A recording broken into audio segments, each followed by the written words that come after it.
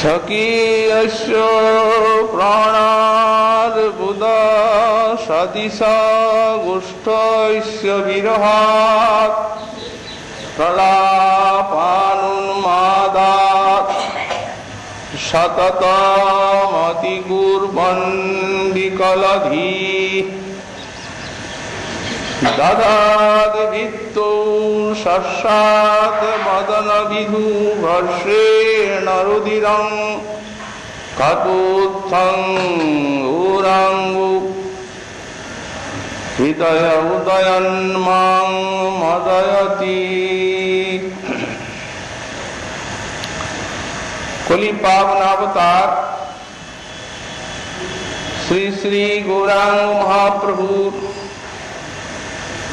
পরম অন্তরঙ্গ পার্ষদ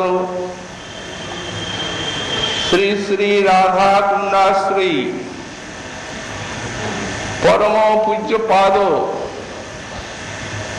শ্রী শ্রীল রঘুনাথ দাস গোস্বামী চরণ তার শ্রী শ্রী গৌরাঙ্গ স্তব কল্পতরুতে ষষ্ঠ সংখ্যক শ্লোকে শ্রীমন মহাপ্রভুর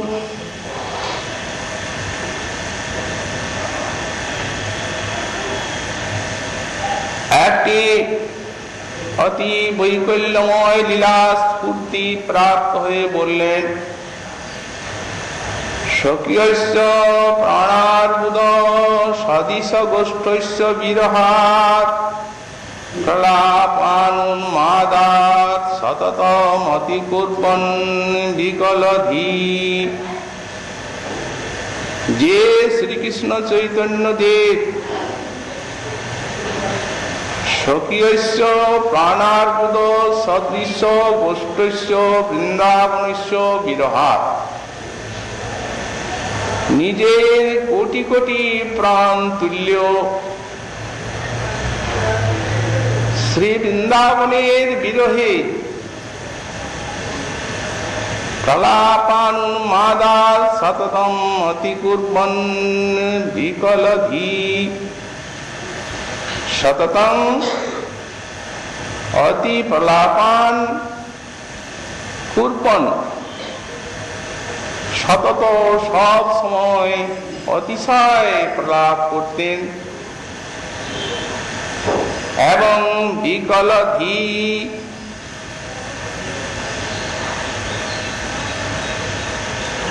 শস্যাৎ বদনবিধু ভিত্তৌ বদনবিধু ঘর্ষেণ, এবং অতিশয় বিকলমতি হয়ে আর নিরন্তর গম্ভীরার ভিত্তিতে তার বদনচন্দ্রকে ঘর্ষণ করতেন, যার ফলে ক্ষতোত্থম রুধিরম দদাৎ, যার ফলে তার সেই মুখগণ্ডের ক্ষতের থেকে অজস্র রুধির ধারা প্রবাহিত হতো। সেই রুধির ধারা ধারণ করতেন যিনি গৌরাঙ্গ হৃদয় উদয়ন মাং মদয়তি। সেই গৌরাঙ্গ দেব আমার হৃদয়ে উদিত হয়ে আর আমাকে অতিশয় উন্মত্ত করে তুলছেন। শ্রীপাদ গোস্বামী চরণ এই শ্লোকে শ্রীমন মহাপ্রভুর সেই ভাব গম্ভীরা লীলার ওই দিব্যন্মাদের থেকে উত্থিত অতি বৈকল্যপূর্ণ তার মুখচন্দ্র ঘর্ষণ লীলা বর্ণনা করছে। ছিল কবিরাজ গোস্বামী পাদ এই লীলাটি যে প্রকারে মহাপ্রভুর মধ্যে উদিত হল, শ্রী চৈতন্য চরিতামৃতে ঊনবিংশতি পরিচ্ছেদে তার একটা উপক্রমণিকা দিয়েছে। নিরন্তর শ্রীমন মহাপ্রভু ভাব সিন্ধুতি মগ্ন, অবিরত শ্রী রাধারানীর সেই দিব্যন্মাদি নিরন্তর প্রলাপ আর প্রলাপ। কিন্তু এত ভাবাবেশ, এর মধ্যেও যদি কোনো সময় তার একটুখানি বাহ্যদশার উদয় হতো, তাহলে তিনি পরম ভাগবতের মতো যারা নিজজন আপনজন তাদের কুশল বার্তা জিজ্ঞাসা করতেন, কুশল জানার জন্য অস্থির হয়ে পড়তেন। শ্রেষ্ঠ জনে অতিশয় ভক্তি প্রেমের উদয় হতো, সমাজ জনের প্রতি মৈত্রী বন্ধুত্ব প্রকাশিত হতো, কনিষ্ঠ জনের প্রতি স্নেহ কৃপার উদয় হতো। অর্থাৎ উত্তম ভাগবত মধ্যম ভাগবতীর লক্ষণগুলি বাহ্য দশায় প্রভুর মধ্যে উদিত হতে দেখা যেত। বিশেষত সন্তান বিরহ কাতরা বিরহ পীড়িতা মা, তার কথা মনে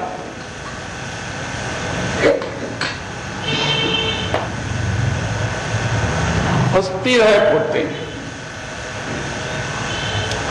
পণ্ডিত জগদানন্দ প্রভুর বিশেষ প্রিয়জন। শিল কবিরাজ গোস্বামী পাদ লিখেছেন, জগদানন্দ পণ্ডিত প্রভুর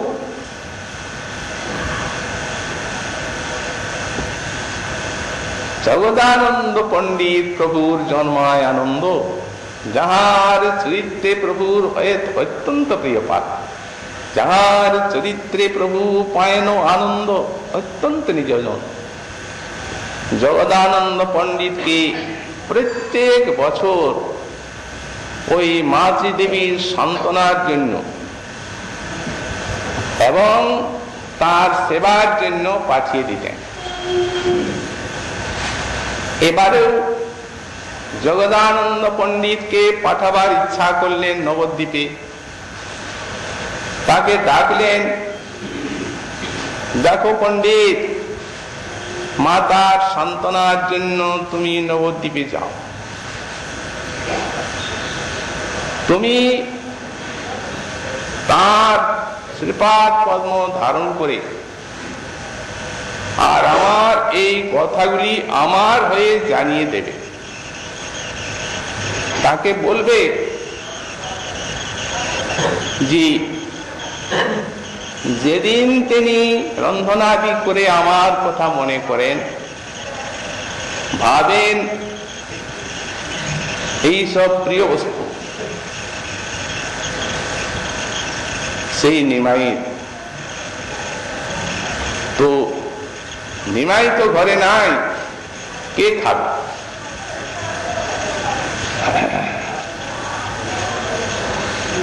তৎকালে আমি তার প্রাণের টানে সেই বস্তু যে ভক্ষণ করি, তুমি স্মরণ করিয়ে। যখন তিনি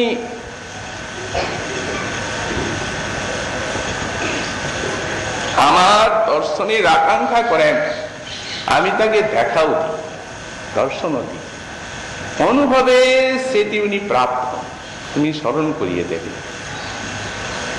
আর আমার কথা জানাবি। তার যে সেবা, এই সেবা তো আমার নিজের ধর্ম, কিন্তু কি যে হলো এই যখন সন্ন্যাস নিলাম তখন আমার মতিটি ছন্ন হয়ে গেল, পাগল হয়ে গেল সন্ন্যাসের জন্য। এই উন্মাদ দশায় নিজে তার সেবার কর্তব্যকে ভুলে আমি এই সন্ন্যাস গ্রহণ করলাম। ভুল করেছি, তার সেবা ছেড়েছি। এই জন্য আমার অতিশয় তার চরণে অপরাধ হয়ে গেছে। সুতরাং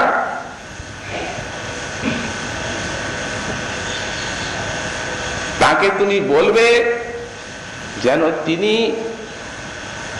এই অপরাধ ক্ষমা করে, আমার ক্ষমা করেন নিজ গুণে।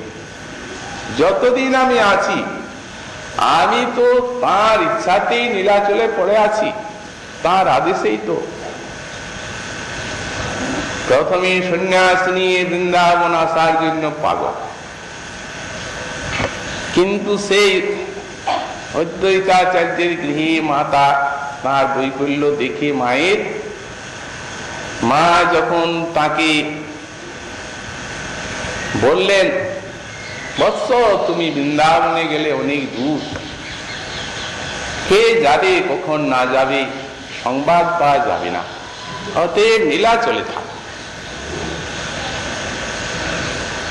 তো সেই মায়ের আদেশে আমি রহি নীলাচলে, তার একটাই তো আছি।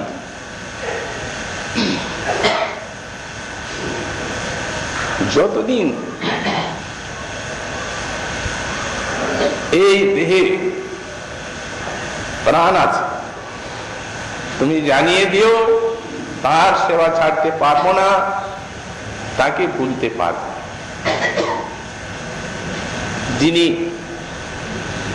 বিশাল প্রেম সিন্ধুতে হাবুডুবু খাচ্ছেন, সংসার তটিনীর ক্ষুদ্র সংকীর্ণ তটকে ছেড়ে সেই অগাধ অসীম কৃষ্ণ প্রেমের পারাবারে ঝাঁপিয়ে পড়েছেন যিনি, তিনিও এই কথা বলতে বলতে আর অশ্রু নিয়ে ভাসতে ভাসতে মায়ের জন্য প্রসাদ বানতে বসলেন। গোপাল লীলায় যে প্রসাদ পেয়েছিলেন পরমানন্দ পুরী, এগুলি মাকে পাঠাও। তো পুরীর আদেশে সেইগুলি বাঁধলেন, মহাপ্রসাদ দিলেন। মায়ের জন্য পৃথক, অদ্বৈতাচার্যের জন্য, ভক্তদের জন্য, সব বুঝিয়ে দিলেন। যাও।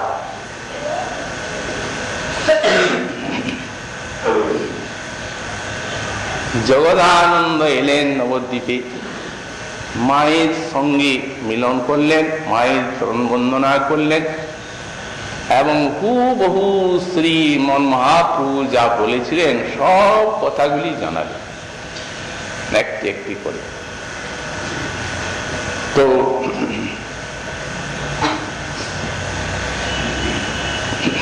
মা তো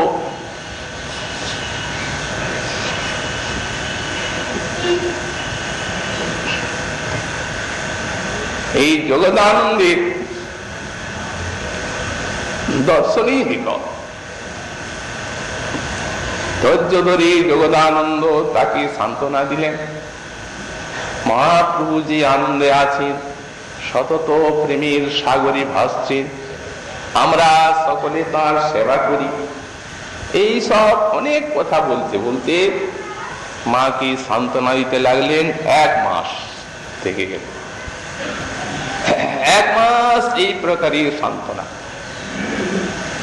তারপরে মায়ের কাছে বিদায় নিলেন, নিয়ে ভক্তদের সঙ্গে মিলনের জন্য গেলেন। শ্রী অদ্বৈতাচার্যের নিকটে গেলেন। শ্রী অদ্বৈতাচার্যের নিকটেও মহাপ্রভু সব কথা জানালেন। শ্রী অদ্বৈতাচার্য জগদানন্দকে একটা প্রহেলি বললেন বিদায়ের প্রাক্কালে। এইটি প্রভুকে বলে দেবে, হুবহু আমি যা বলছি। বাউলকে কহিও লোকে হইল বাউল, বাউলকে কহিও হাটে না বিকায় চাউল, বাউলকে কহিও কাজে নাহি কো আউল, আর বাউলকে কহিও ইহা কহিয়াছে বাউল। এই প্রহেলি শুনি জগদানন্দ হাসিতে লাগিল। আচ্ছা, আপনি যেমনটি বলছেন এই অক্ষরে অক্ষরে প্রভুর কাছে তাই বলুন। হ্যাঁ, তাই বলুন। ভাব গম্ভীর সমুদ্রের মতোই প্রহেলি, যিনি বলছেন তিনি অর্থ জানেন, আর যাকে বলছেন তিনি জানেন। ক্ষুদ্র জীব আর কি জানবে? সুতরাং এর অর্থ আমরা মহাপ্রভুর মুখেই শুনব। এখন এর থেকে আমরা এই দুটি শব্দের একটু আলোচনা করতে চাই, একটি বাউল আর একটা আউল। এগুলির কি অর্থ?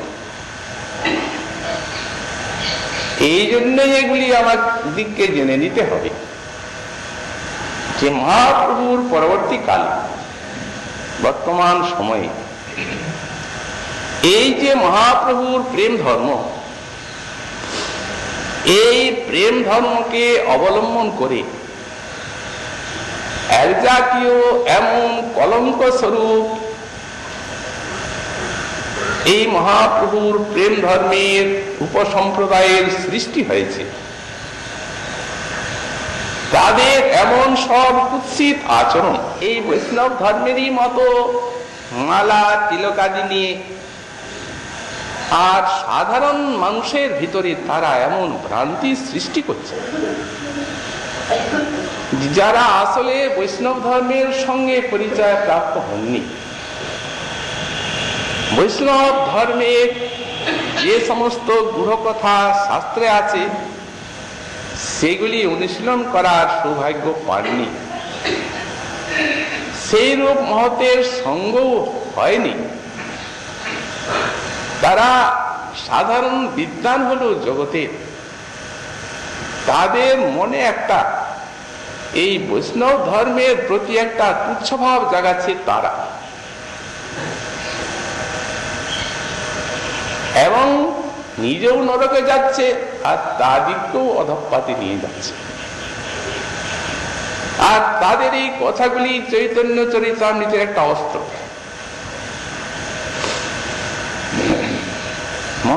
অদ্বৈতাচার্য বলছেন বাউলকে কহিও ইহা কহিয়াছে বাউল, তাহলে মহাপ্রভু বাউল, অদ্বৈতাচার্য বাউল, চৈতন্য চরিতামৃতে পাওয়া যাচ্ছে।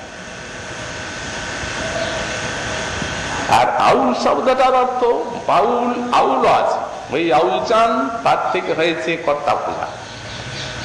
এই বাউল কর্তা ভোজা আর সহজী, এই উপসম্প্রদায় শুদ্ধ বৈষ্ণব ধর্মের মহাকলঙ্ক। শুধু অদ্বৈতাচার্যই বলছেন তা নয়, মহাপ্রভুও বলেছেন। রামানন্দ রায়কে বললেন, আমি এক বাউল তুমি দ্বিতীয় বাউল, অতএব তোমায় আমায় হই সমতুল্য। রামানন্দ রাও বাউল, মহাপ্রভুও বাউল, আর অদ্বৈতাচার্যও বাউল। শুধু তাই নয়, অদ্বৈতাচার্য বললেন বাউলকে কহিও লোকে হইল বাউল, সবাই বাউল হয় মহাপ্রভুর কৃপা। এই তো ওদের রাজ্য সাম্রাজ্য হয়ে গেল। আর চৈতন্য চরিতামৃত প্রমাণ।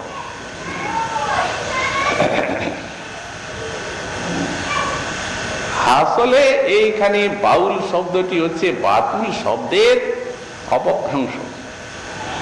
তৎকালে এক জাতীয় মহাপ্রেমিককে বাতুল বলা হতো, কৃষ্ণ প্রেমিক। তার প্রমাণ ওই যে মহাপ্রভুর মন যখন যোগী হয়ে গেল, সে সময় মহাপ্রভুর মন বৃন্দাবনে চলে গেল। তখন উনি স্বরূপ দামোদর রামানন্দ রায়ের কাছে বলছেন, অন্তর্যোগী হয়ে ভিখারি হয়ে গেল, দশেন্দ্রিয় শিষ্য করি, মহাবাউল নাম ধরি, শিষ্য লইয়া করিল গমন। এখানেও মহাবাউল শব্দ আছে, তার মানে মহাকৃষ্ণ প্রেমী উন্মাদ।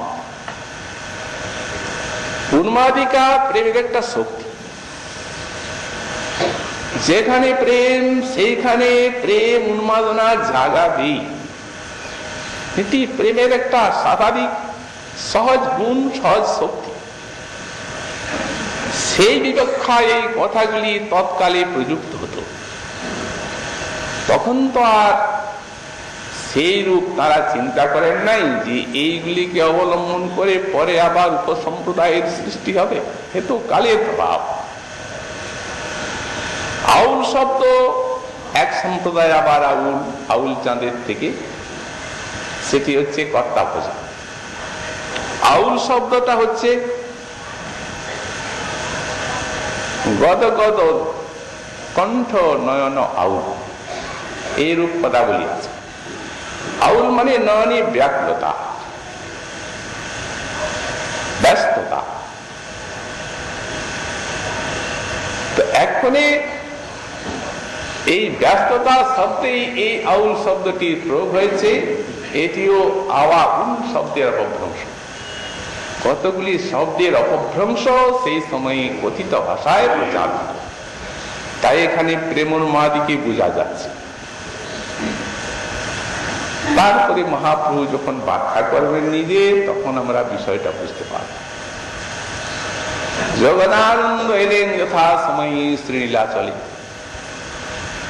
সব কথা বললেন, মাতার কথা প্রভুর নিকটে নিবেদন করলেন,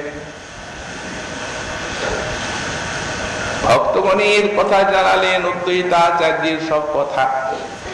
প্রভু আচার্য আপনাকে একটা দরজা বলে পাঠিয়েছে, রেলি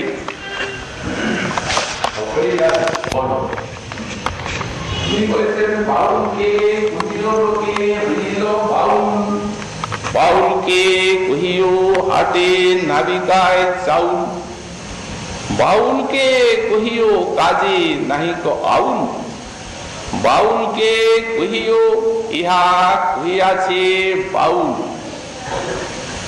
মহাপ্রভু ঈষৎ হাস্য করলেন এবং ছোট্ট একটা কথা বললেন, তার যে আজ্ঞা। আর কি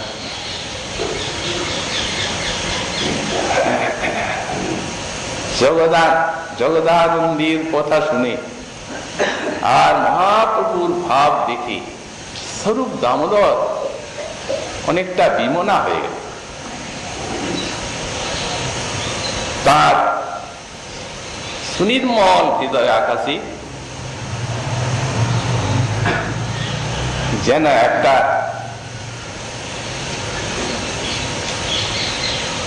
ঘন মেঘ দেখা দিল, একটা আশঙ্কার দিন। প্রভু এই কথার অর্থ কি? বুঝতে তো পারলাম না আচার্য আপনাকে কি বলেছেন।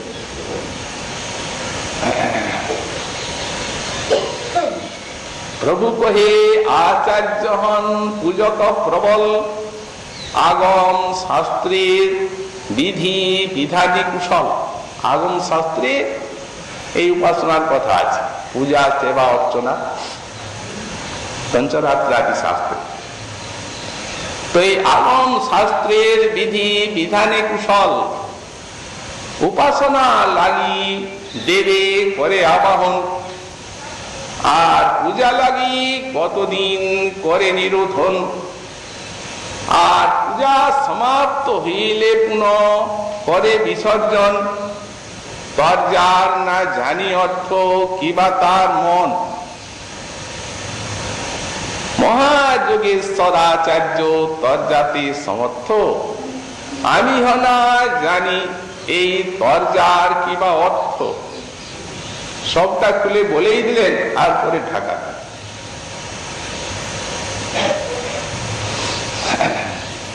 তার অর্থ হচ্ছে যে অদ্বৈতাচার্যের আহ্বানে প্রভুর অবতার, উনি তো রাধারানীর ভাব এবং কান্তি নিয়ে আর অতীর্ণ হবেন রাধা প্রেম মাধুরী আস্বাদনের জন্য। এই সংকল্প তো ব্রজলীলাই ঠিক করেছিলেন। কিন্তু যতক্ষণ পর্যন্ত না কোন প্রেমিক ভক্তের আহ্বান আসে, আর যতক্ষণ পর্যন্ত না ধর্মের কিছু গ্লানি জাগে, ততক্ষণ তো ভগবান আসতে পারেন না অবতার লীলায়। তো এখন ভক্তের লাগিয়া কৃষ্ণের সর্বাবতার ভগবত ইচ্ছায় ঠিক সেই সময়ে গ্লানিও হলো ধর্মের, আর অদ্বৈতাচার্যের আহ্বান হল। কারণ এমন ধর্মের গ্লানি যে যুগাবতার, যে এই যুগ ধর্ম হরিনাম শোনা যায় না, আরাধনা উপাসনা লোক ধর্ম কর্ম বলি সবে এই মাত্র জানি, মঙ্গল চণ্ডীর গীতে করে জাগরণে। আর দেবতা জানেন সবে ষষ্ঠী বিষহরি, ষষ্ঠী আর মনসা, যাতে সাপের ভয়ে যায় আর অনেক সন্তানাদি পায়। এই দুঃখ তাও সে পূজেন সেহ মহাদম্ভ করি, যোগীপাল ভোগীপাল মহিপালের গীত, ইহাই শুনিতে সর্বলোক আনন্দিত। সর্বলোক, যোগীপাল ভোগীপাল আমরা বুঝি, তখন কি ছিল তারাই জানতেন। যোগীপাল ভোগীপাল মহিপালের গীত, এই জগতের দুর্দশা দেখেই আচার্যের চিন্তা।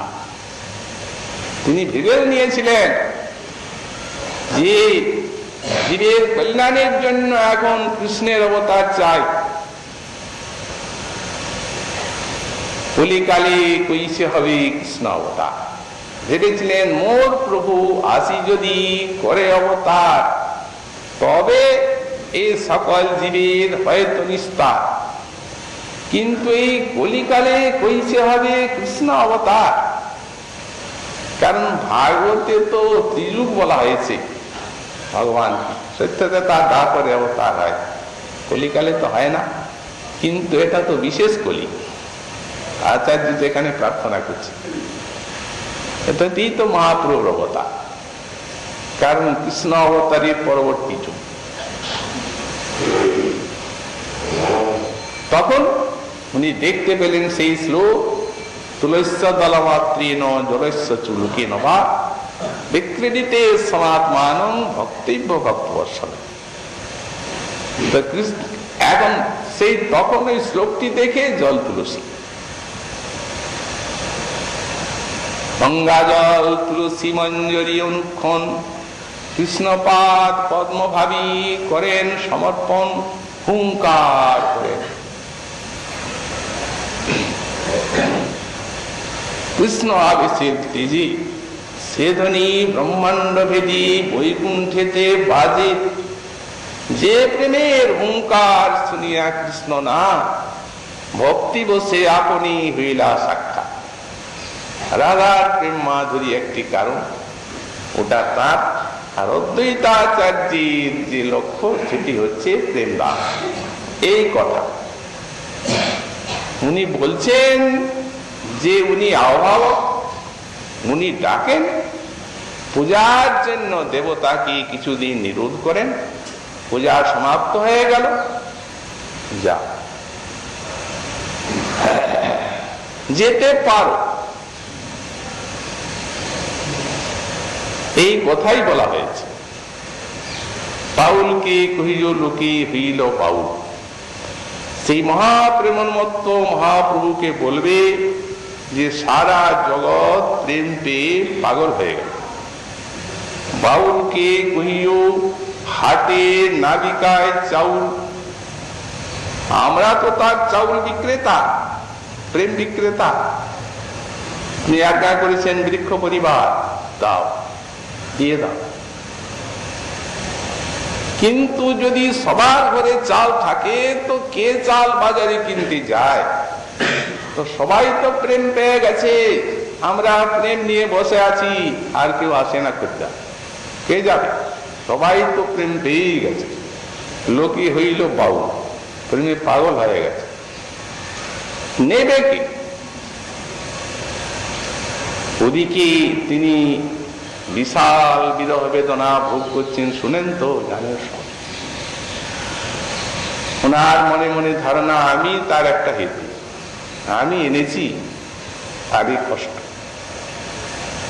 যদিও আসলে বাহিরে কেবল বিষয় জ্বালা, অন্তর আনন্দময়, কিন্তু বাহিরটাও তো সহ্য করা খুব কঠিন।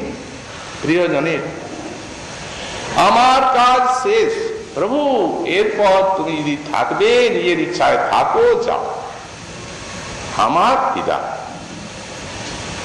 এইটি বুঝে সর্বদামোদরের মনে ওই প্রকার বৈমনস্ক জাগলো যে প্রভুর হয়তো যাওয়ার সময় এসে গেছে।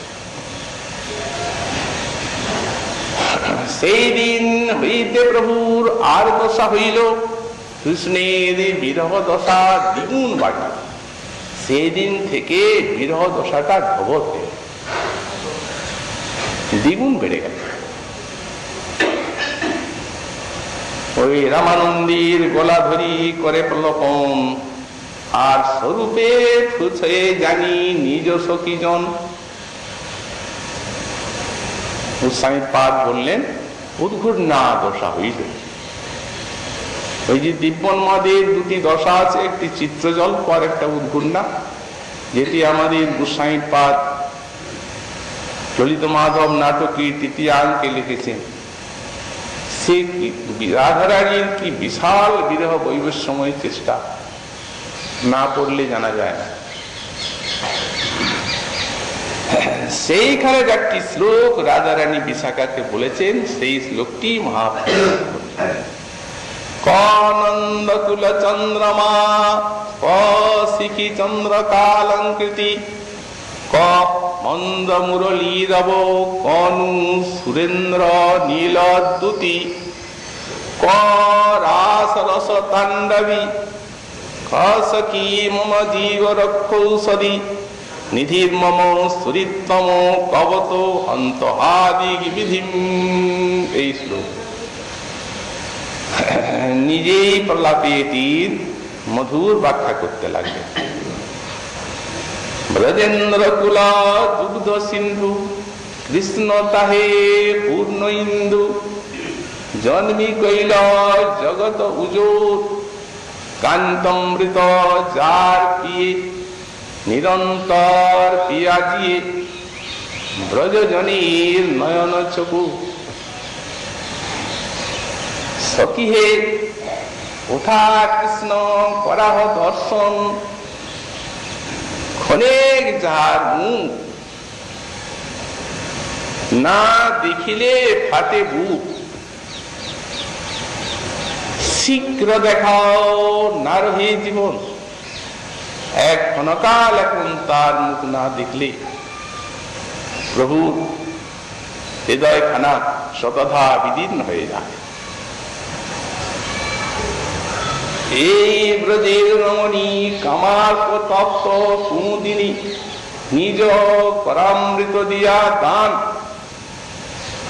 প্রফুল্লিত করে যেই কাহামোর চন্দ্র সেই দেখাও সখী রাখব মোর প্রাণ।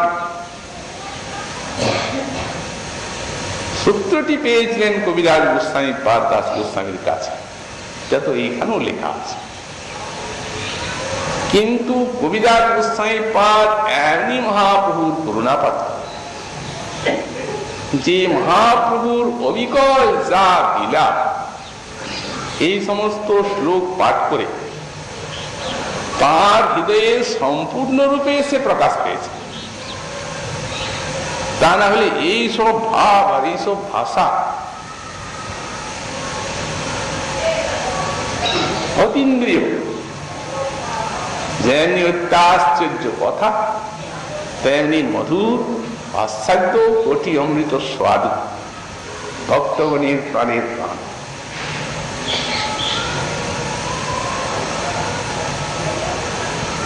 শ্লোকটার থেকে পাঠ করলেন ক নন্দকুল চন্দ্রমা, ক শিখি চন্দ্রকালঙ্কৃতি, कहां से चुड़ार खाम, कहां শিখি পুচ্ছের উড়ান, যেন নবমৃগে যেন ইন্দ্রধনু, মুক্তাহার পক্ষপাতি পীতাম্বর তরিদ্যুতি, নবাম্বুদ যিনি শ্যামতনু। একবার যার নয়নে লাগি সদা তার হৃদয়ে জাগি, কৃষ্ণ তনু যেন আম্র আঠা। কি কবিতায় লেখে, আম্র আঠা একবার লেগে গেলে আর বিরতি চায় না। কৃষ্ণের দেহটি হচ্ছে কৃষ্ণ তনু যেন আম্র আঠা, নারীর মনে পুইছে যায়, যত্নে নাহি বাহিরায়, সে তো তনু নহে যেন শেয়াকুলের কাঁটা। কৃষ্ণের দেহটা তনু নয়, ওটা শেয়াকুলের কাঁটা। কোথায় শেয়াকুলের কাঁটা? কবিরাজ গোস্বামীর পারি দৃষ্টান্ত, লম্বা খুব চোখা, খুব সরু আর বাঁকা কাঁটা, শেয়াকুলের কাঁটা। যদি লেগে যায় সহজেই বিদ্ধ হয়ে যাবে শরীরে, আর বেরোতে চাইবে না, জ্বালা করবে সকলে। এই শেয়াকুলের কাঁটা, ওটা মনে লাগছে, নারীর মনে পুইছে হায়, যত্নে নাহি বাহিরায়, তনু নহে শেয়াকুলের কাঁটা। চিনিয়া কমলদ্যুতি ইন্দ্রনীল সমকান্তি, সেই কান্তি জগৎ মাতায়, শৃঙ্গার সার সানি, তাতে চন্দ্র জ্যোৎস্না সানি। শৃঙ্গারসের সারকে ছেনে আর তার সঙ্গে চন্দ্রের জ্যোৎস্নাকে মিশিয়ে, জানি বিধি নিরমিলতায়, कहां से मुरली ध्वनि नवाभ्र गर्जित जिनी, जगताकर्षे श्रवणी जाहा, उठी धाय ब्रजजन, ऋषित चातकगण हासि पिए कांतमृत धार। मोर সেই কলারিধি প্রাণ রক্ষার মহৌষধি, সখী মোর দেহ সুরিতম, দেহ দিনে জিয়ে তাহা দিনে, ঠিক এই জীবনে বিধি করে এত বিড়ম্বন, যেজন জিতে নাহি চায় তারে কেনে জিয়ায়, বিধি প্রতি উঠে ক্রোধ শোক, বিধির করে বর্ষণ কৃষ্ণে দেন উলাহন। পড়ি ভাগবতীর এক শ্লোক, গোপিকার ওহো বিধাতস্তবন কচিত দয়া, সংযজ্য মৈত্র্যা প্রণয়েন দেহিন, সাংশ্চাকৃতার্থান বিজুনঙ্গ পার্থকম, তে তিষ্ঠিতং তের ভগতিষ্ঠিতং যথা। এই শ্লোকটিকেও আস্বাদন করতে লাগলেন মহাপ্রভু। না জানিস প্রেম ধর্ম, বৃথা করিস পরিশ্রম, ওরে তোর চেষ্টা বালক সমান, আমি তোর যদি লাগি পাইয়ে তবে তোরে শিক্ষা দিয়ে, আর হেন না করিস বিধান, ওরে বিধি তু বড় নিষ্ঠুর। অন্যান্য সবজন প্রেমে করাইয়া মিলন, অকিতার্থান কেনে করিস দূর। নিজেই সিদ্ধান্ত দিচ্ছে, বিধাতার পক্ষ এই পূর্ব পক্ষ দিচ্ছে। অক্রূর করে তোমার দোষ, আর আমায় কেন করো রোষ। ইহা যদি কহ দুরাচার, বিধাতা যেন বলছেন ঠাকুরানী, অক্রূর তোমার প্রিয় শ্যাম সুন্দরকে নিয়ে চলে গেল, আমি কি করব? তো তুমি তো অক্রূরের কথাই বলছো না, আমাকে গাল দিচ্ছ কেন? ইহ যদি কহ দুরাচার, তুই অক্রূর রূপ ধরি কৃষ্ণে নিলি চুরি করি, অন্যের রয়েছে নহে ব্যবহার। এটি দুই অপুরের রূপ ধারণ করে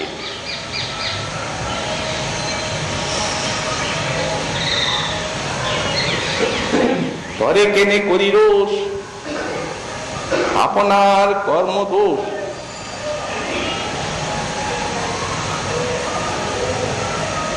পাকিল মোর এই পাপ ফল, যে কৃষ্ণ প্রেমাধীন তারে কইল উদাসীন, এই মোর অভাগ্য প্রবল।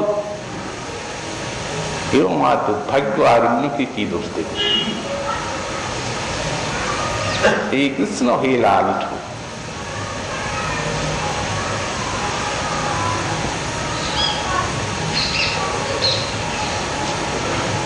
এইভাবে প্রলাপ করতে লাগলেন, হা কৃষ্ণ দামোদর তুমি কোথায়, হা কৃষ্ণ কোথায়।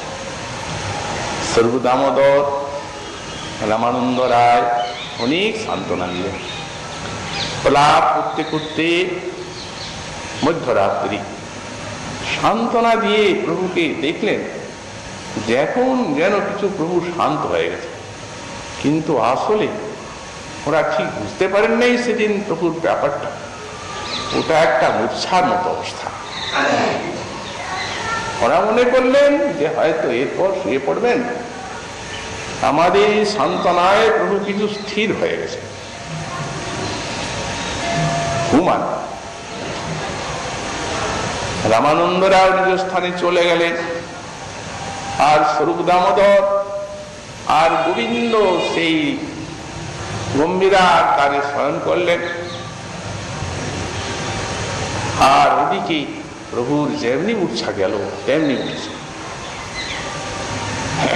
উঠে বিকলধি অতিশয় বিকলমতি হয়ে গেছেন। তখন বিকলমতি হয়ে দাদার দীপ্ত সস্সাদ বদন ঋতু ঘর্ষেন ধীরম কতথম, ওই মুখকে ঘর্ষণ করতে আরম্ভ করেছেন গম্ভীরার দিকে। কারণ কি গোস্বামী পাদ দেখাচ্ছেন যে এটি হচ্ছে উন্মাদা, উন্মাদ বসে। এই যে উন্মাদ, দিব্য উন্মাদ,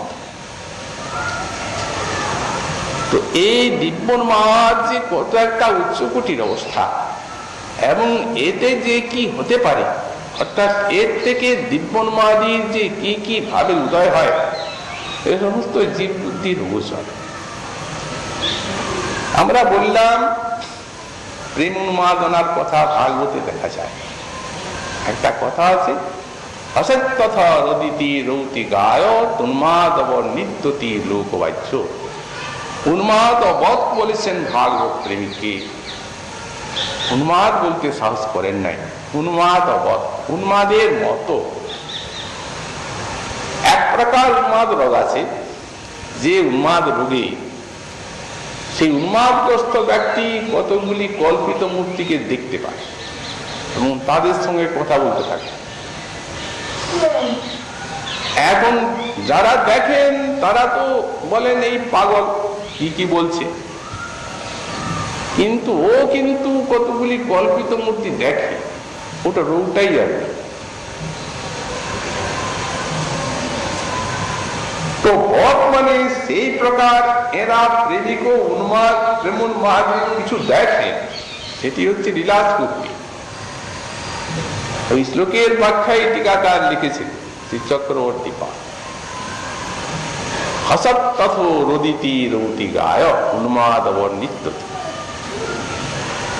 স্ফুরণ হচ্ছে লীলা, লীলা দেখছেন প্রেমিক যে কৃষ্ণ একটা গোপীর ঘরে ঢুকে গেলেন নবনীত চুরি করতে, চুরি করে বের হচ্ছেন আর গোপী দেখতে পেয়েছে, এই ধর ধর ধর ননি চড়া যায়, ছুটেছেন খুব জোর, পালিয়ে গেল।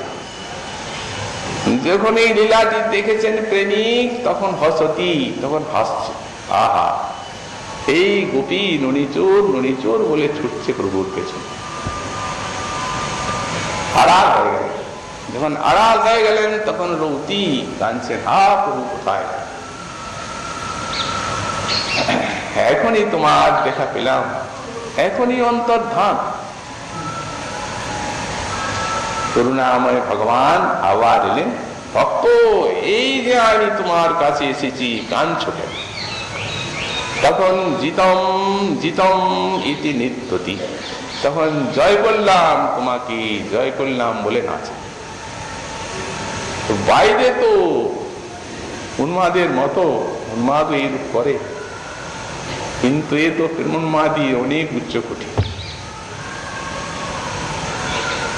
কারণ এই জগতের উন্মাদ সে তো কঠিন একটা মস্তিষ্ক রোগে গ্রস্ত হয়ে আছে। আর এই প্রেমোন্মাদী ইনি তো ভবরোগের মতো রোগ, সে রোগকে অতিক্রম করে আর আনন্দ রাজ্যে, রসরাজ্যে প্রবিষ্ট হয়ে গেছে। একজন রজস্তমে অভিভূত, অপরজন বিশুদ্ধ সত্যের আলোক কিরণে সমুজ্জ্বল।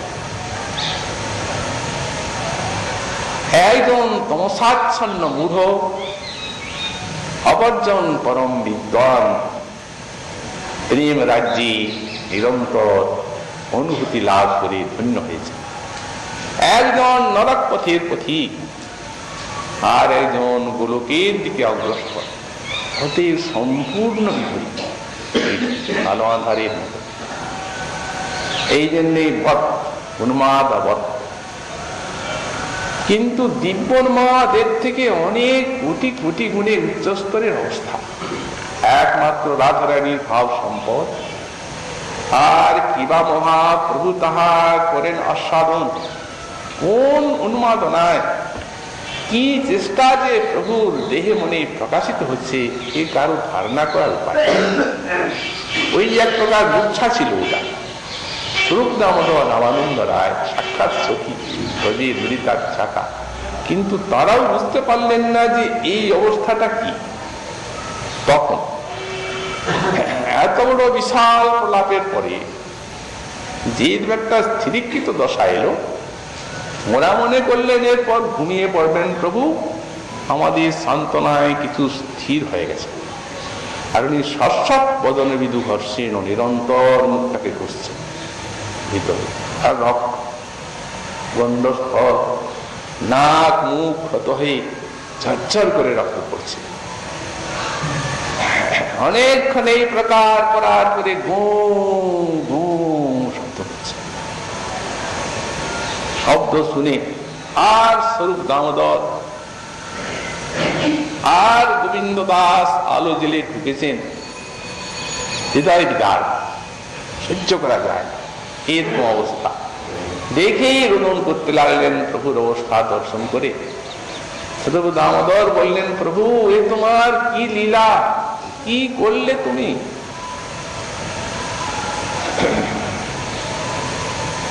প্রভু কহে, উদ্বেগে ঘরে না পারি রহিতে, দ্বার খুঁজি বলি কাহা নাহি। দ্বার খুঁজে বেড়াচ্ছেন, মুখ গন্ড লাগে ভিত্তে, দ্বার পাচ্ছি না। তখন বেরোবার জন্য চেষ্টা করছি, মুখ আর এই গন্ড লাগছে দেওয়াল। সর্বনাশ! এনে সুস্থির করলেন বিছানাতে মহাপ্রভুকে। অদ্ভুত চেষ্টা প্রকাশিত এই প্রকার। চিন্তিত হয়ে গেলেন স্বরূপ দামোদর, সর্বনাশ, কখন যে কি হয় আর বলা যায় না।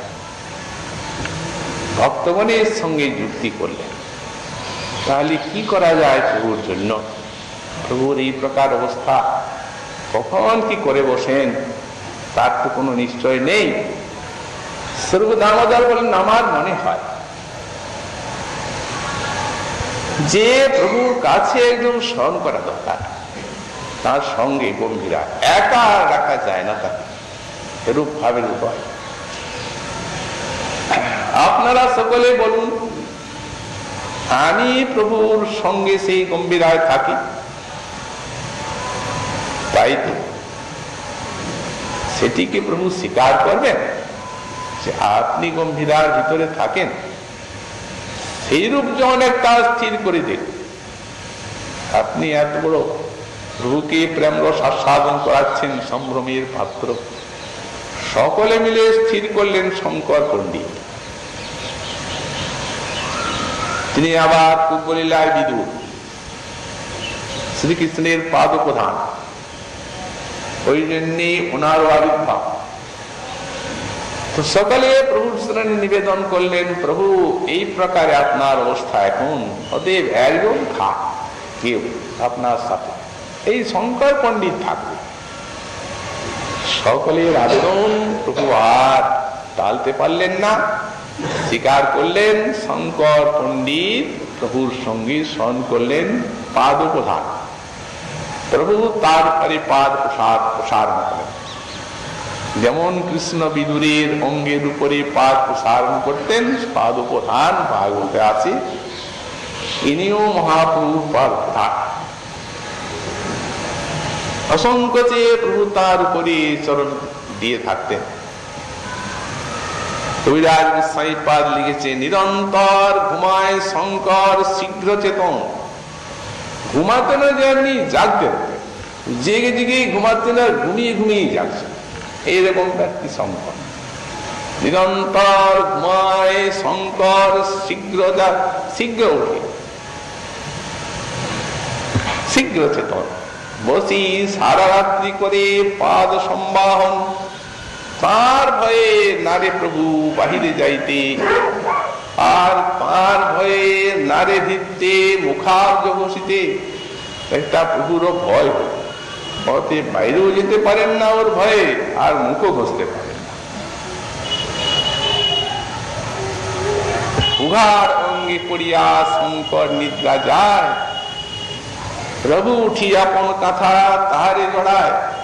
শীতকাল, শঙ্কর ঘুমিয়ে পড়েছে, গায়ে কোনো কাপড় নেই।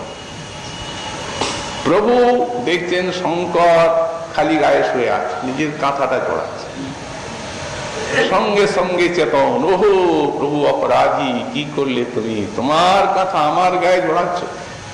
দেখো শঙ্কর, তুমি এই প্রকারে শীতের সময়ে খালি গায়ে ঘুমাবে, এই কি আমার সহ্য হয়? এই অদ্ভুত লীলা।